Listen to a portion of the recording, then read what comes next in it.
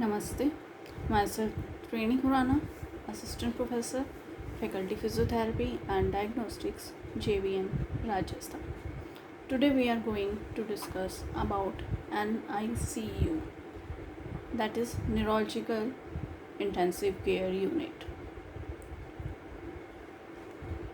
Neuro intensive care is relatively developed as a subspecialty of critical and neurology.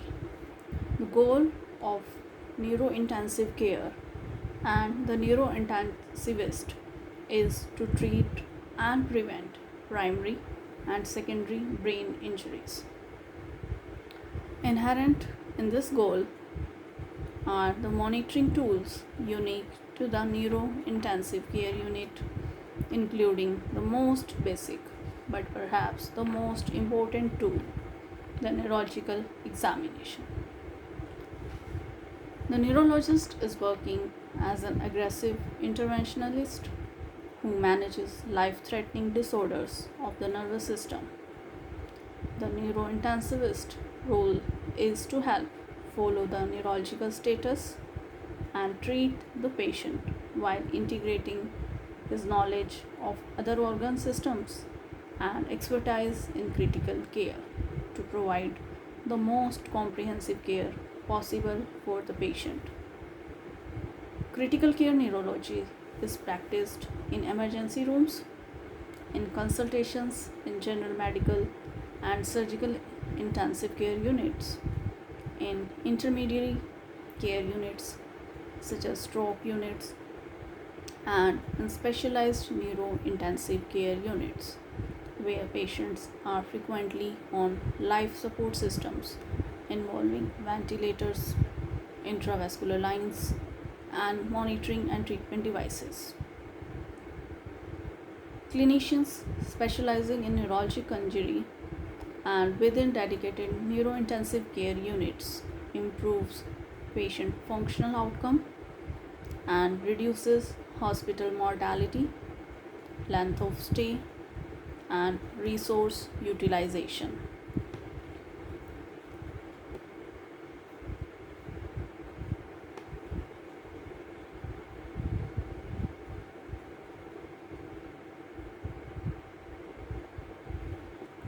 Now, what is the neurocritical monitoring? Neurocritical care relies on monitoring cerebral functions. Intracranial pressure monitoring may indicate high pressure in several acute neurological conditions. Massive stroke may cause life threatening brain edema and occur in about 10% of patients with supratentorial stroke. Massive brain edema usually occurs between the second and fifth day after stroke onset. Case fatality rates may exceed 80%. Other neurological conditions that may be accompanied with increased intracranial pressure include severe head injuries, status epilepticus, Reye's syndrome, and metabolic encephalopathies. Accurate neurological assessment is fundamental for management of patients with intracranial pathology.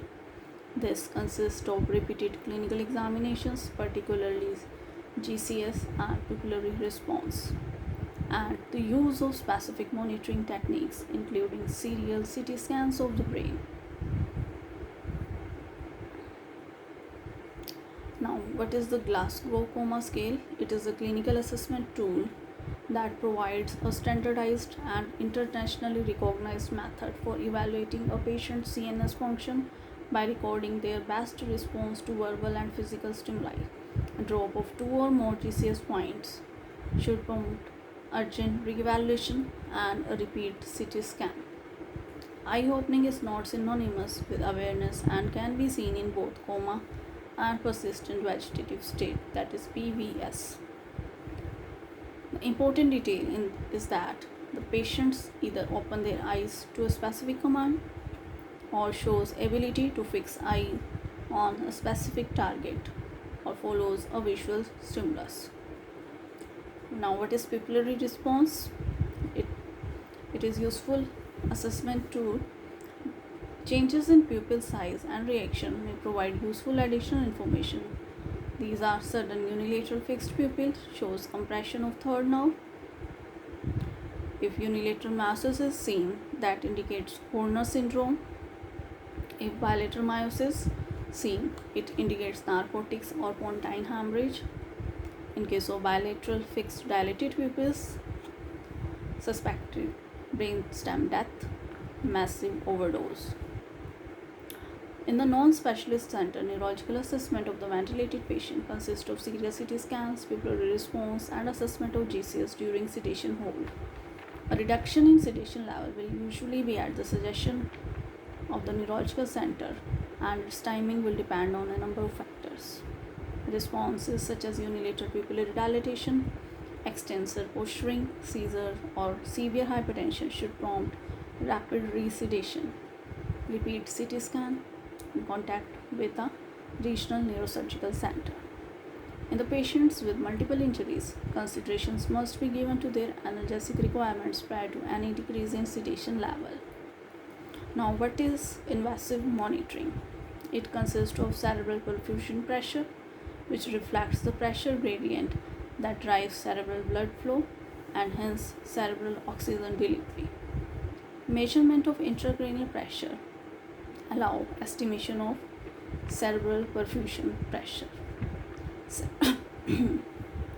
Cerebral perfusion pressure is mean arterial pressure minus intracranial pressure.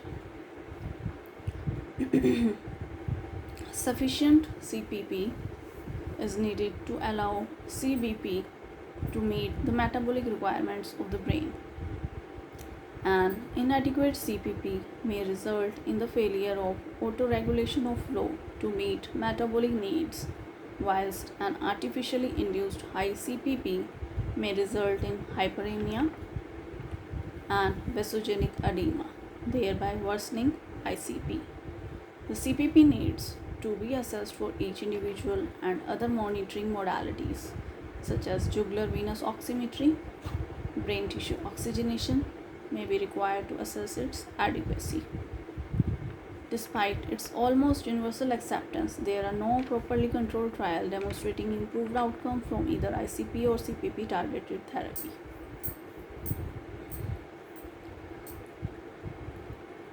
ICP values. ICP is normal if it is less than 15 mmHg. If it is more than 20 mmHg, it shows focal ischemia, and global ischemia occurs at when the ICP reaches more than 50 mmHg, and the usual treatment threshold is 20 mmHg. Now, measuring ICP by intraventricular device, which consists of brain inserted into lateral ventricle via a burr hole and connected to a pressure transducer, manometer, or fiber optic catheter. Although associated with a higher incidence of infection and greater potential for brain injury during placement, this remains the gold standard. It has the added benefit of allowing CSF drainage. Extraventricular system are placed in the parenchymal tissue, the subarachnoid space, and in the epidural space via a burr hole. These can be inserted at the bedside in the ICU. These systems are tipped with a transducer requiring calibration and are subject to drift. Example of extravenous system are the Codman and Camino devices.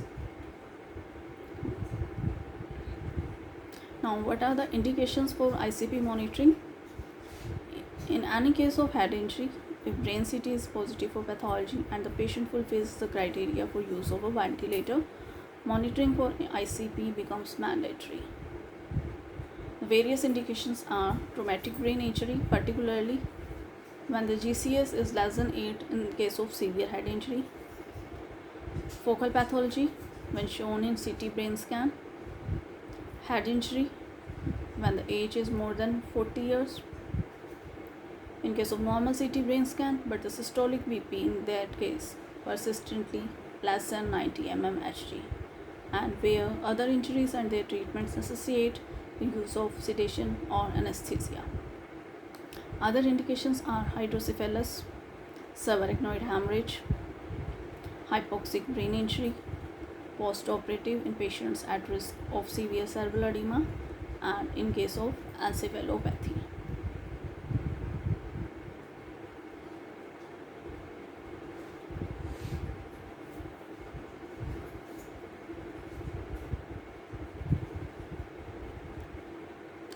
Now, what are the various non-invasive monitoring? This is transcranial Doppler, which is TCD. It is a non-invasive technique that calculates blood flow velocity in cerebral vasculature. An ultrasound beam is reflected back by the moving bloodstream at a different frequency that it was transmitted, which is Doppler shift. And from the Doppler equation, the velocity of blood flow can be calculated.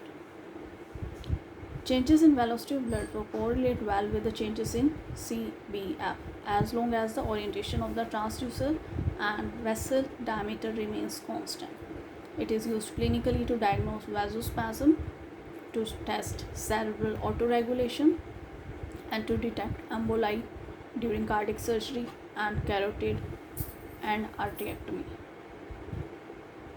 The normal values from the velocity of blood flow waveforms, systolic, diastolic, and mean velocities can be calculated.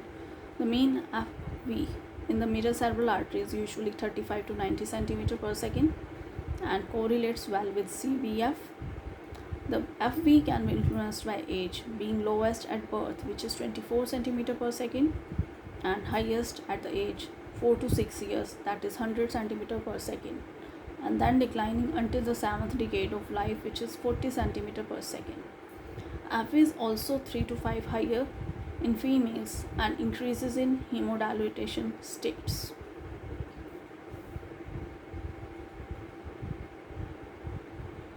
Now, what is electrophysiological monitoring?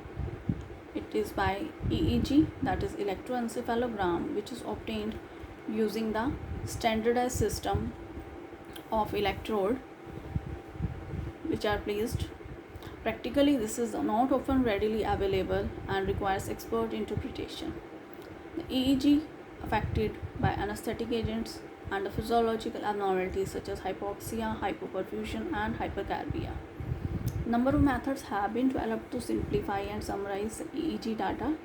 As cerebral function monitor, it is a modified device from a conventional EEG and it uses single biparietal or bitemporal lead and is processed to give an overall representation of average cortical activity. Next, cerebral function analyzing monitor. It is developed from CFM but displays information about amplitude and frequencies separately. Next, biospectral analysis. This modification of EEG analyzes phase and power between any two EEG frequencies.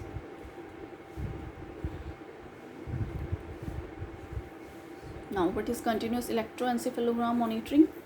When a comatose, critically ill patient arrives in the ICU, he is connected to a pulse oximeter monitor, EEG monitor, respiration monitor, arterial blood pressure monitor to provide physician and nurses with real-time information about the cardiopulmonary physiology. Monitoring for the brain has been unavailable to ICU staff until recently. In comatose or sedated patient, there may be too few examination findings that can be reliably followed to assess worsening brain injury. Neuroimaging cannot reveal functional changes such as seizures and level of sedation. It provides information about structural brain injury, often after it is irreversible. There is a great need for central nervous system monitoring for at-risk patients, as more interventions are becoming available to manage neurological injury and time is brain. It is now possible to monitor and record the continuous digital electroencephalogram with full electrode placement of many critically ill patients simultaneously. Continuous EEG monitoring provides real-time dynamic information about brain function, which is especially useful when the clinical examination is limited. Non-convulsive seizures and non-convulsive status epilepticus are common in comatose critically ill patients and can have multiple negative effects on the injured brain. Non-conclusive status epilepticus seems to be an important issue in strokes. It is a frequent finding, reaching 18% in a recent multicenter study, thus requiring a high degree of suspicion in an acute stroke setting to avoid further neurological injury and morbidity.